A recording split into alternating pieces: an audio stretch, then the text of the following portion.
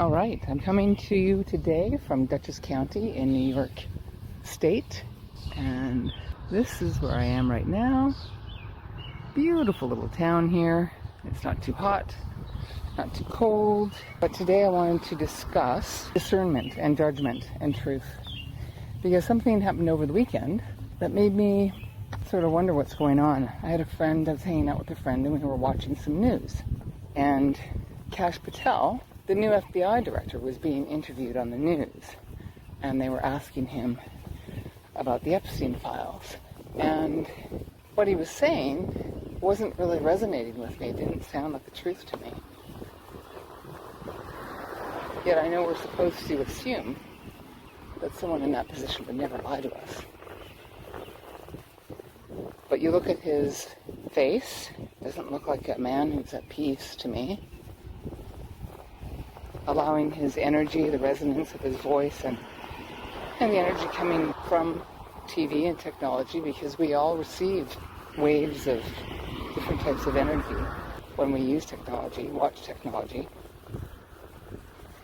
And it just didn't land as the truth.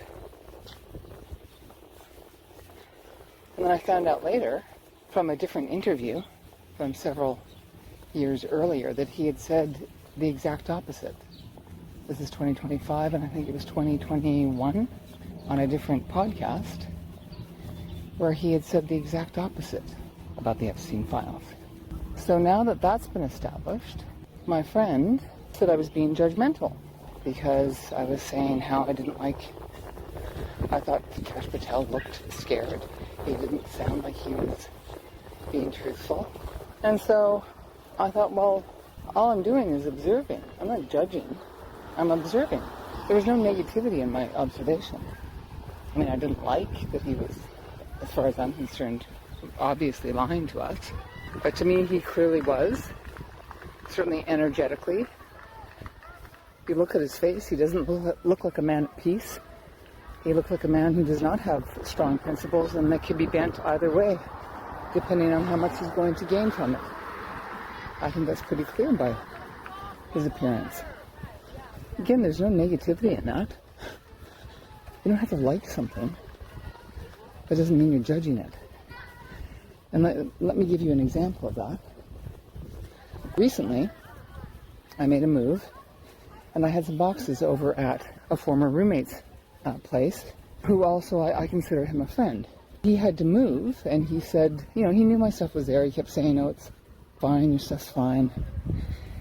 But then he had to move, and at first he was going to take the stuff with him, my stuff, and then he ended up just giving it away.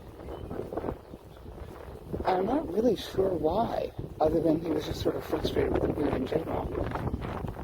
And my stuff was just an extra burden. Not that it was that much. I also offered to pay, and he turned that down, got rid of my stuff anyway. So that I had judgment about, because I do have negativity. I don't consider him a friend anymore, and I'm still clearing out that negativity and that judgment. So judgment carries a negative charge, and certainly with my friend who gave away my stuff for a reason I can't even fathom, as opposed to our new FBI director, who I don't know. It's nothing personal, but he's not telling us the truth, and really, with what we know of government, that wouldn't be too unusual, now would it? And if you really look at his face, he doesn't look relaxed. So that's basically what I wanted to say today, is that judgment carries a negative charge to it. Observation, even if it's a negative observation, if you don't like what's happening, again, that's not necessarily judgment. We've got to get better at discerning what's real or not. And sometimes the things that are real are not very pleasant. And so I think it's important to not fool ourselves and believe the lie. There's too much at stake. So, thanks for listening, and I wish you a very prosperous day.